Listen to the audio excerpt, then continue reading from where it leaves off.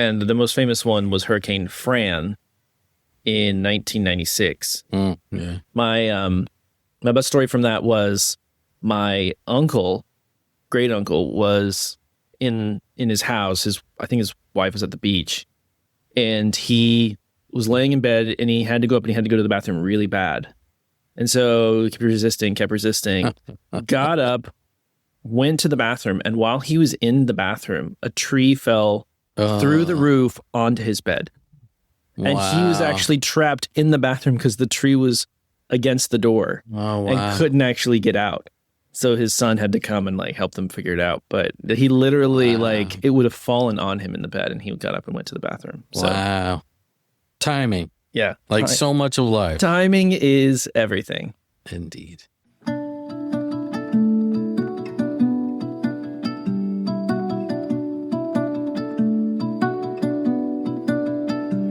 In the depths of silence, where echoes remain, you were the sunrise, and I was the rain.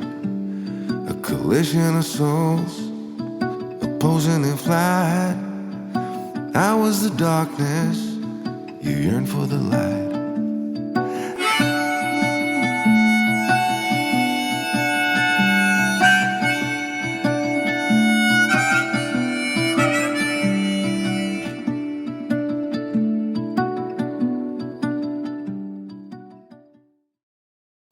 Well, with that, why don't we get started? So today, I should say who we are. I'm James Farlow. And I am Brian Metzger. And today we're talking about pilgrimage.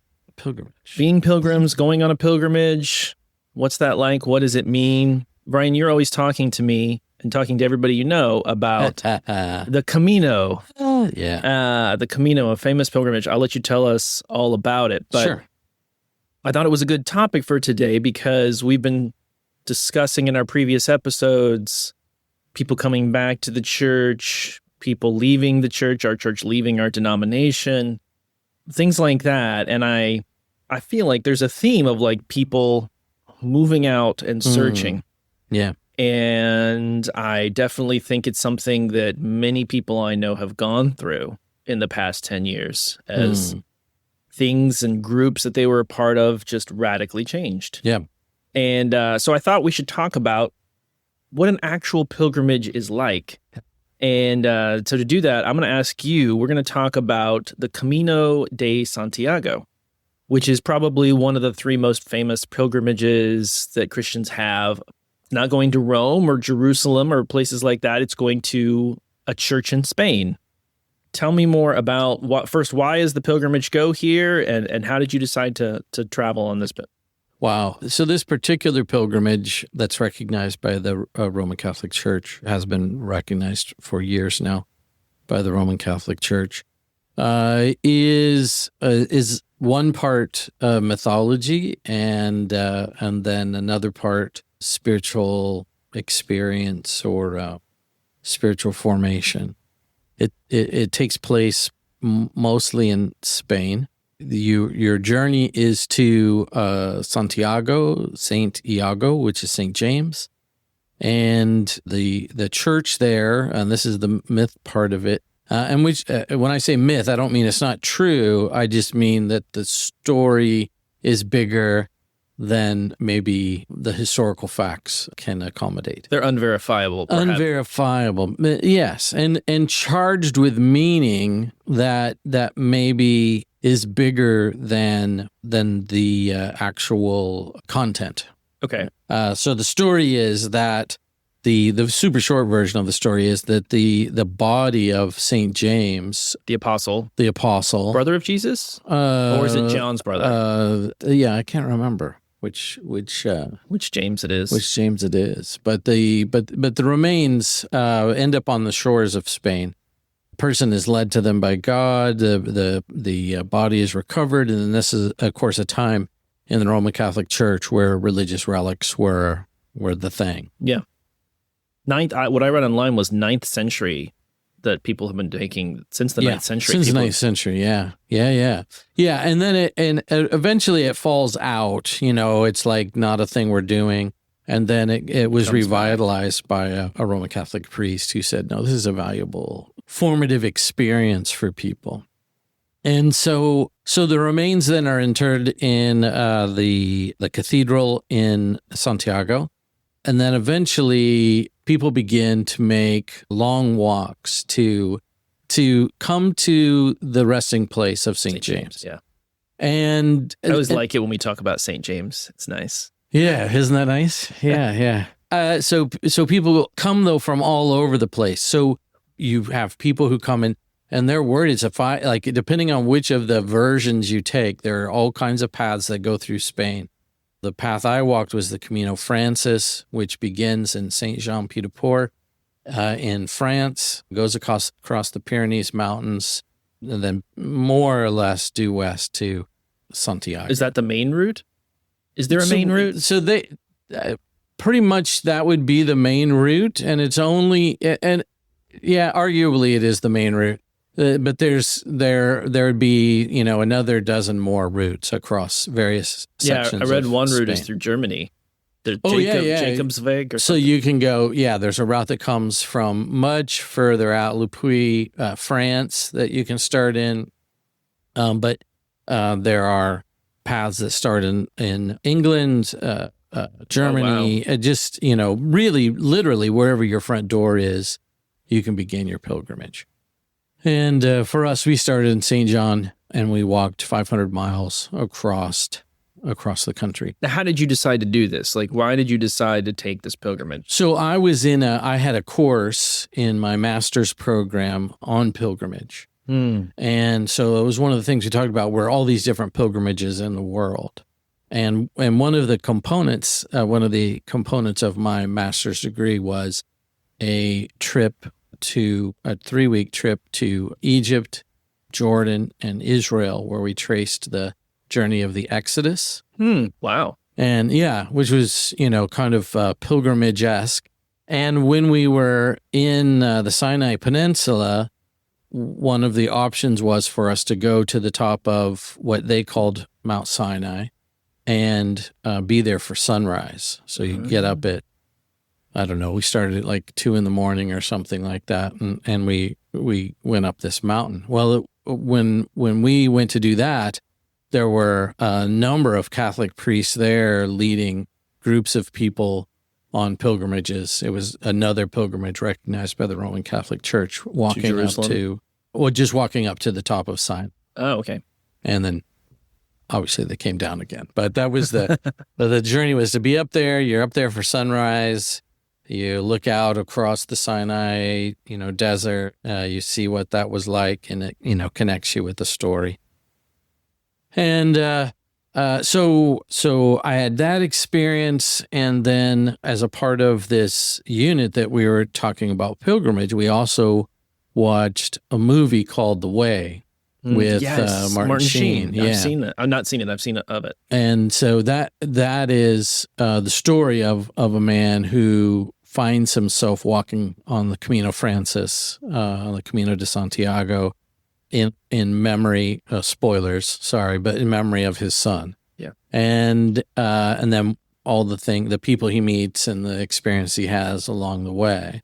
And so that whole thing just resonated with me. I remember we were in that class, the professor was talking about how like there was a period of time in the church where it like initially it was really hard to follow Jesus. Then it became really, really easy to follow Jesus. Yeah. And when it became really easy to follow Jesus, part of the church responded by moving out into the desert or finding ways to like divesting themselves of all their earthly possessions or finding other ways to make things more challenging. And so one of those characters in the Roman Catholic history is Brendan the Navigator. And the story about Brendan is, he was with a bunch of guys in this small boat and they set out to sea, and a guy from the shore says, where are you going? And the response is, we don't know, we're on pilgrimage. And, the idea was we're going wherever God leads us, wherever this journey takes us, that's where we're going. But we don't know where that is, because that's part of the experience of pilgrimage, is that whatever plans you may make, God will have his way. And so that was, for me, that was like, that really resonates. That's like a thing that I need to do. And then after I'd been here for 7 years at the Raleigh Vineyard, which is now River Tree Church. Thank you. Yep. Was Raleigh Vineyard. Yeah. Because I would have just let that pass. River Tree Church. But after 7 years, we have a rhythm of 7 years and then sabbatical. Okay. And so I was at that mark, and that was what I wanted to do for my sabbatical, was to walk the Camino Francis. And so it was walking 500 miles from St. John to Camino de Santiago, and all in a day. Yeah. So we took roughly 40 days, to do it. It was it's like 15, a month and a week, 10 to 15 miles a day. Ish. Yeah. So there were days, like I remember preparing for it, and I would walk and think, well, this is no big deal. Like, this should be pretty easy. And I would be reading about or listening to stories of other people's experiences, and they would even build into like the suggested schedule were these periodic rest days. And I thought, you're just walking. Why would anybody need a rest day? And so I originally planned no rest days into the schedule whatsoever. Really? Oh yeah, like I just thought that's for wimps, and very quickly realized, this is why you have rest days. Like, you need rest days built into this. It's just like a rhythm that you need. And so there were a few rest days in there. And there were a few just unexpected surprises where things got turned kind of upside down. We were somewhere about the middle, I guess, where you come to the plains. What is the song? The rain in Spain stays mainly on the plains. Yeah. You come to the plain that called the Meseta, that goes across kind of the middle section of Spain, where it's just flat. And we were just coming into that, and we were trying to find accommodations. And at that time, there were so many people that were walking. We had a nun working on our behalf, trying to find a place, get a place for us. And we had to skip a whole stage, skip ahead to the next city. And even then, we got the last 2 beds that were available. Wow. And if I would have been your age or younger, I probably would have been fine. Like, there were young adults, 20 somethings, 30, early 30 somethings that were on the same walk, and they were fine sleeping on stone floors. Yeah. Like, they had their sleeping bag, and they were fine. At my age and stage, even at that time, 7 years ago or whatever it was, like, it was like, I can't do that. I will not be able to walk the next day. And so we walked until we found a bed. Now, sometimes the beds were not much different than sleeping on stone floors, but yeah. So now, so far, I'm imagining a listener is saying, you've just described a really long walk. Yeah. But yet, one of the things you said to me is, I was asked, well, how often do you think about the Camino de Santiago? And you said, every day. So what happened on this very long walk?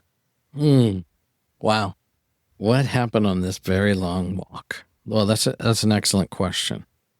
The first has to be the people that you meet along the way. You just have these extraordinary introductions and encounters with people who you don't choose. They're chosen for you. Like, it's just a moment, and it happens, and then it becomes one of the most delightful aspects and surprising aspects of the journey, and meaningful aspects of the journey.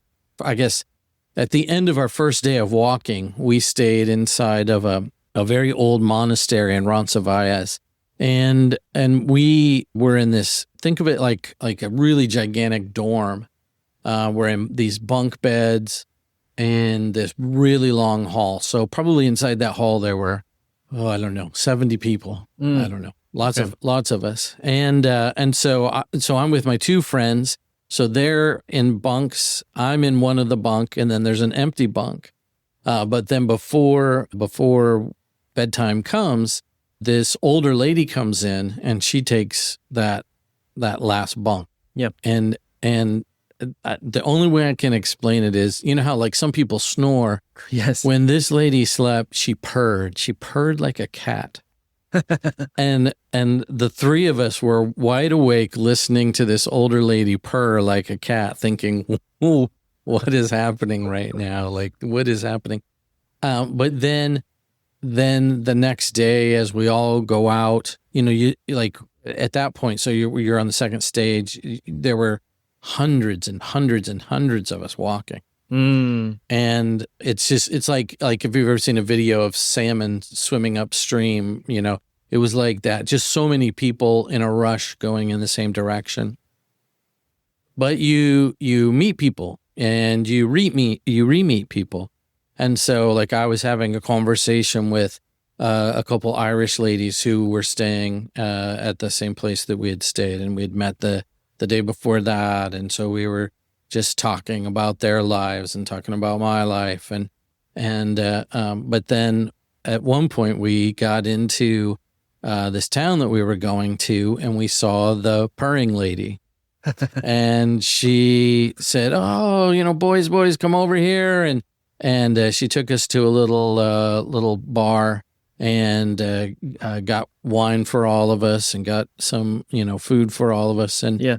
And she just was telling us her story, and it was like the 23rd Camino that she'd been on. Wow. And yeah, it was just amazing. Told us about her life and, you know, all those things. And here we are, you know, in Spain, having a glass of wine or two with, you know, this lady we literally just met because we had slept in the same little pod together the night before. And the whole time was like that. We were walking out of St. Jean, you have the first day, you're walking across the Pyrenees. So you have this intense vertical climb up out of St. John into the mountains. And as we were walking along, there was a younger woman speaking Spanish with an older lady speaking Dutch. And the older lady was obviously in tremendous pain and grabbing her thigh. Well, one of the people I was walking with was a nurse practitioner. Yeah. So he immediately goes into physician mode, and he just goes to hands on, and I'm trying to explain to them as fast as I can. It's okay. He's a doctor. Yeah. Like, you know, he's not just like breaking boundaries here. He's genuinely trying to help. And then there's all this communication that's taking place in English, Spanish, and Dutch. And by the end of this time along the road, you know, the older lady is feeling, you know, much better. She was well into her 70s. Her leg was feeling better. The younger woman in Spanish, who was Spanish, was very relieved to have this help, and because she cared about the older lady. And then, you know, it was for us just a quick connection. But then flash forward the 40 days, and my friend Bill, who's the nurse practitioner, and I we finally get to the Cathedral of St. James in Santiago, and all of a sudden this younger woman walks up and says, "Hey, you know, do you remember me?" And neither of us really did. But she said, and then she described that situation to us, and she said, like, you helped my friend. And all of a sudden it was like, "Oh, you know, well, like, did she make it? Did she get all the way through?" And she said, you know, "Yeah, she got all the way here." And so it was like this really beautiful bookend to this journey. And that was how it went throughout. Like the Irish ladies that I was talking to on, you know, the first day and the second day, they ended up going way ahead of us.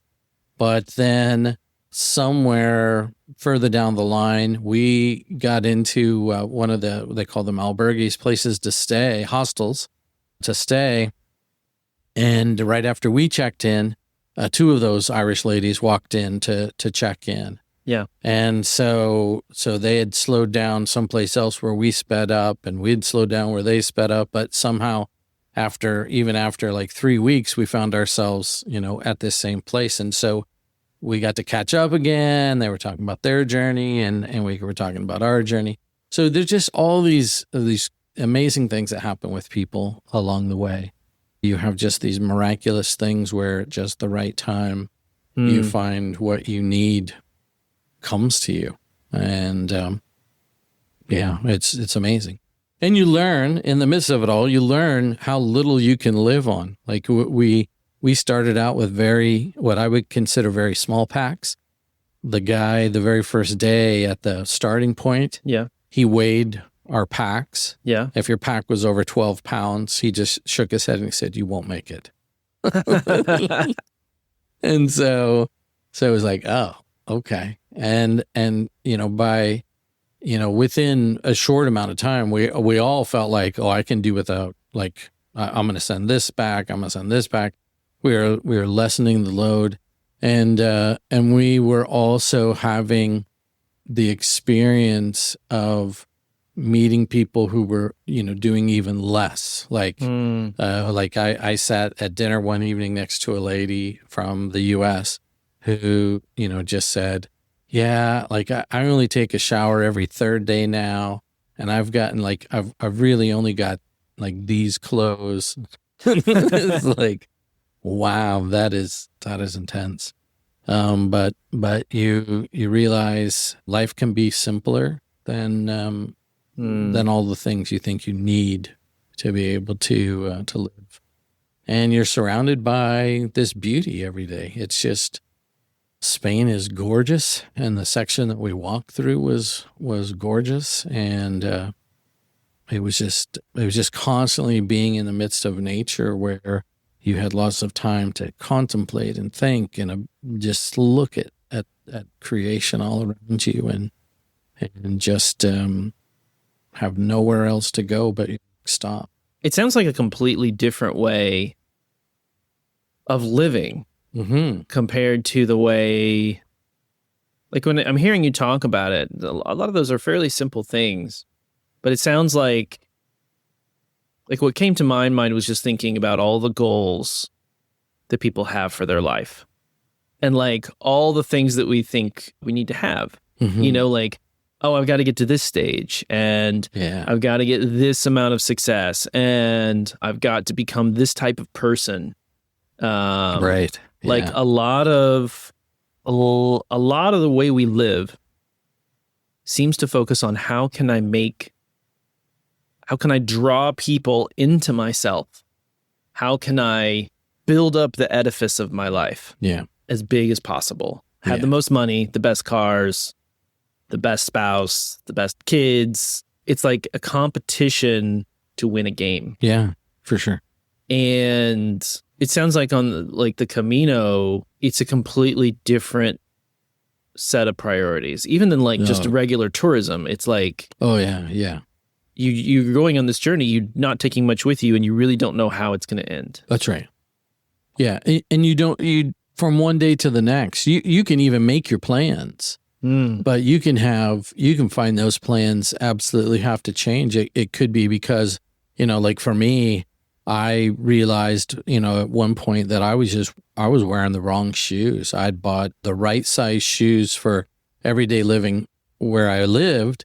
But when you're walking every day, your feet swell up. And so I needed shoes that were a size bigger than what I had to help stop getting these gigantic blisters all over my feet. So I ended up, in the middle of this really, amazing city, going shoe hunting. Yeah. But then the shoe hunting led to meeting more people, new people. It meant being at this Catholic mass where I asked the nun who was in charge, like, can us Protestant boys participate in the Eucharist. And she said, well, what would you do at home? Do you do the Eucharist at home? I said, well, we have our own Eucharist that we do. She said, well, that's the same thing. I said, okay. And then just had this really incredibly, like probably one of the most meaningful Eucharist services I've ever been a part of. And so, yeah, you just find these unexpected things that come up. You can also do this very differently. You can go as a tourist. We saw people doing that. But you can do this as a pilgrim and just find yourself reducing to like bare essentials. But you don't miss any of the things that you think that you have to have. And your meals are simple. They're good meals, but they're simple meals. It's just that recognition that life is so much bigger and better than you think it is when you're in that pursuit that you just described, where you've got to have all these things, that all these things are markers. When really every day, despite whatever pain you might be experiencing, every day could be just this really beautiful experience full of unexpected surprises that you couldn't orchestrate had you tried, and that you find there are things that then stick with you that are just some of the most formational experiences that will last the rest of your life. I mean, it just resonates with me. I mean, I've heard you talk about it, and I don't deny I'm pretty envious. Like, I would like to take a Camino walk. I don't know how to. I'm currently, a father of young children, so I'm not sure how to get 40 days away. I hear you. But it reminds me of, there's a couple points in my life, specifically a couple years ago, where just everything that I thought was going in one direction. Well, it was clear over several years that things in my life just weren't going the way I thought they were going to go. But they came to a point a couple years ago, and I lost a lot of things, and it was very freeing to just realize how little control I had over everything. Yeah. Not the least of which is myself. I mean, just like, and it's led to a reorientation of my life of, what is this that I'm experiencing? Instead of like, how can I control where this is going? What is this that I'm experiencing right now? What can I take from it? What can I learn from it? It's not going to last. I think you get into a trap in a couple different ways in life. You get in a trap. The first way is like, oh, I got to have all these things. And then I think the second thing you think is, if I get all these things, that's permanent. And if I don't get all those things, that's permanent. So I'm either permanently a winner, or I'm permanently a loser. Yeah, always deficient. Yeah, and like the whole goal is to become the winner. And if you're the winner, that's true forever. You're never not a loser. That's and if you lose, then you'll just never get out of it. Yep. Instead of, I'm on a journey that I don't have a lot of control of, and sometimes things are going to be really like flying high. I'm gonna be like having great meals. I'm going to be like feeling really good, metaphorically and literally. Like, I'm going to be flush with cash. My job's going great. All those things. Like, that's going to be true sometimes. Yeah. And sometimes it's not. And I think I actually, this is kind of random. I remember listening to James Franco, the actor, talking about like the acting industry being a celebrity, and talking about how people oftentimes go into acting to be saved. Like, if they can become successful, it's like they then have the pass to get out of all of life's difficulties, because they're like, then I'm rich and I'm famous and beloved or whatever. And I think one of the things that happens to people who get that, and he confirmed, and as he has experienced, and some of the things that have happened to him, or that he did, is that doesn't change. Like, you can be a billionaire, and okay, you have money now, but that doesn't mean your life, is going to be easy and free. You can create a mess just as easily through the fact that you have too much than you have too little. Absolutely. I'm getting a little far afield there, but I think we are all experiencing, I think our church is experiencing, I think people are experiencing in the culture as things have changed in recent years, just that life is different than what they would expect. Yes. What are some lessons coming out of the Camino that you have lived with every day since then? Like how do you approach life in the church and outside the church differently? Yeah, it's, there's a point where, and I don't endorse this, but there's different points along the way where people just put up graffiti. There are all kinds of like walls along the way and some of it was really great, and there was beautiful artwork, murals up on walls. Some of it was really trashy, but then sometimes it was just like sayings or encouragements or whatever. And one of those I remember really, I think within the first week, was somebody had put up on one of the walls we walked by, "You have always been on the Camino."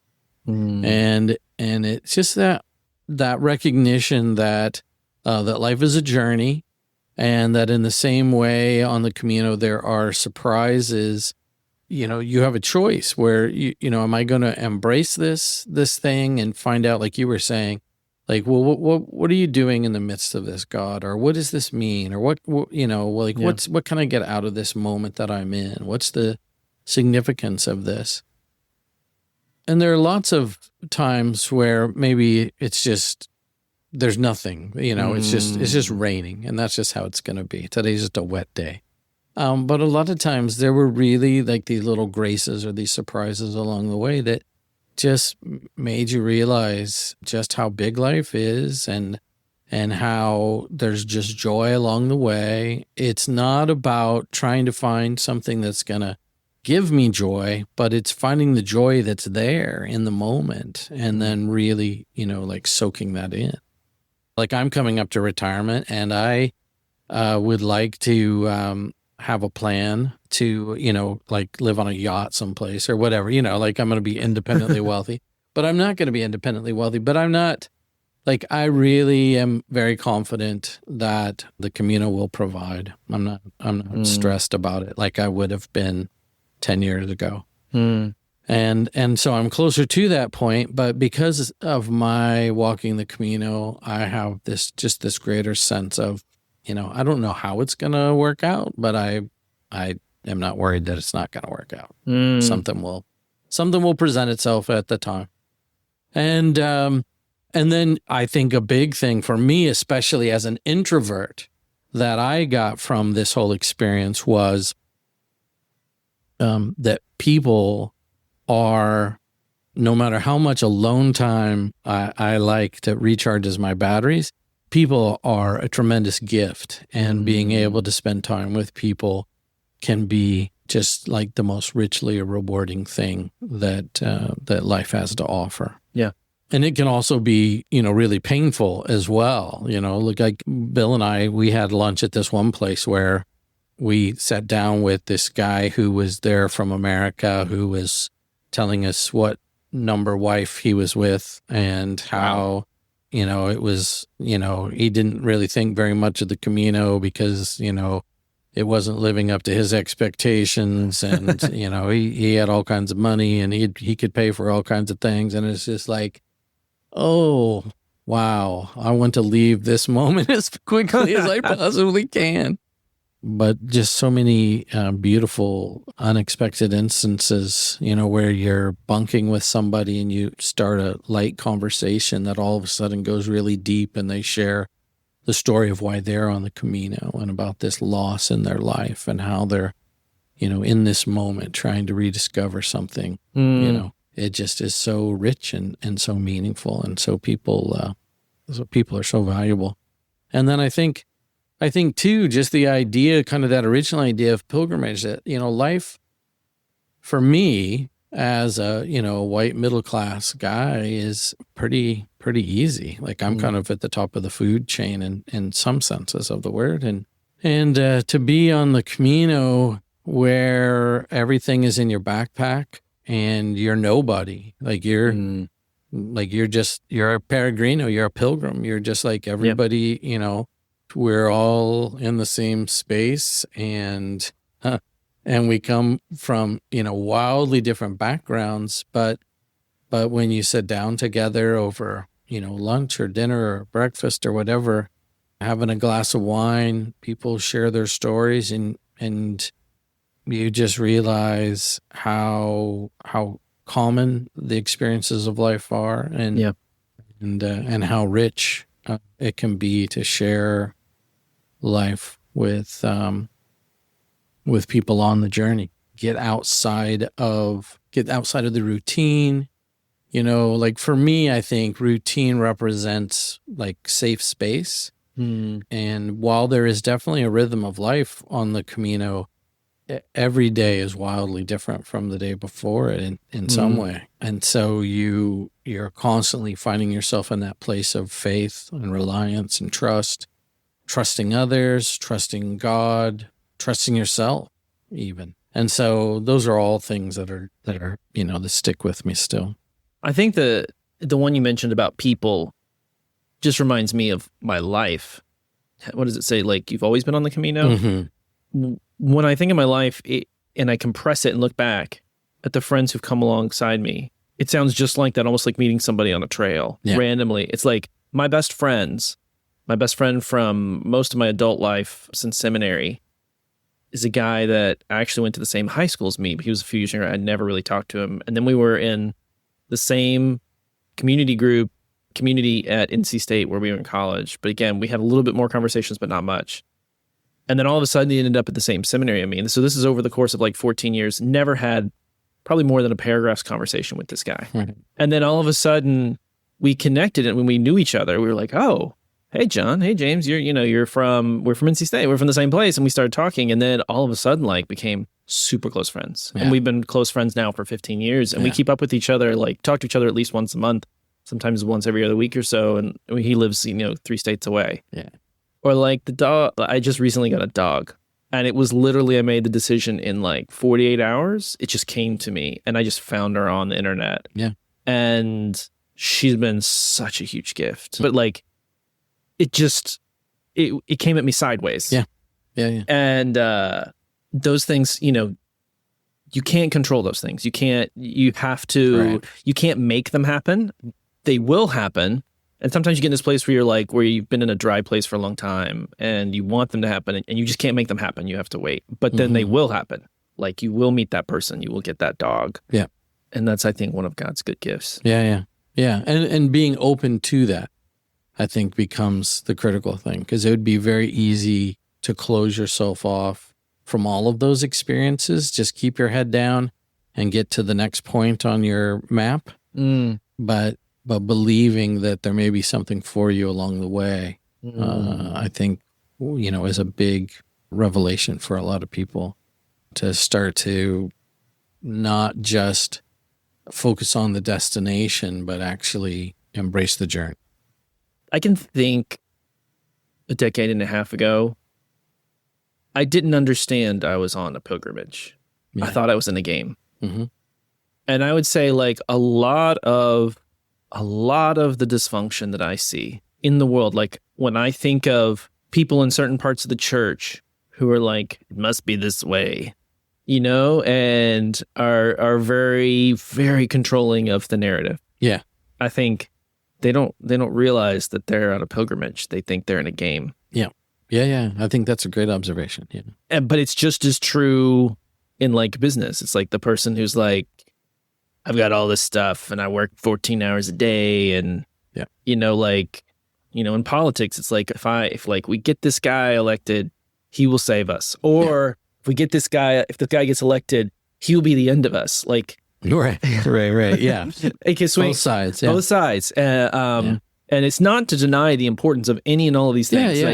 Belief and what you believe is important. Who's like runs government and is important. Like what you making money and being able to live is important. But it's just like, it's a completely different emphasis when it's about control and a belief that it's a game, and that that they just have to control everything. They don't know they're on a pilgrimage and they can't. And I was once in the same boat. Totally. I mean, even on the Camino, our very first day, we met a young man who in the streets of St. John, who was asking us what we were doing, like, where are you on this, journey? And then we asked him, and he just, talked about how he graduated from university and he was going to go to Hollywood and try and break into the entertainment industry. But he thought before he'd do that, he'd come and, he'd basically do this walk. And it was one of those moments as he told his story where it was very clear that there was like, it was like, I need something like this for my resume. Oh, really? Yeah. Oh, okay. And it was like, oh, I don't think you're going to get out of this. What you think you're going to get out of it? Yeah, like you'll get a thing for your resume, but that's all you're going to get out of this is a thing for your resume. How long into the route did you meet him? He was the very first day. Oh, and I don't think he was with us after the third day. So do you think he quit? Yeah. Oh, okay. Yeah. No, that's not like, I mean, you find as you go along, like some people just don't have the time to go the whole way, but you find you are walking with fewer and fewer people. Really? Yeah. Each day as you go along. Well, there's a metaphor there. Yeah. For a number of reasons, right? Yeah. Like, but yeah, for sure. Well, why don't we wrap up there, and we will come back next week. As always, if you love what we're talking about, please give us a 5-star review, share it with your friends, and if you don't, we wish you all the best on your journey to the next stage of your life. The Lord be with you. Maybe we'll catch up with you again sometime in Spain. All right, see you next time.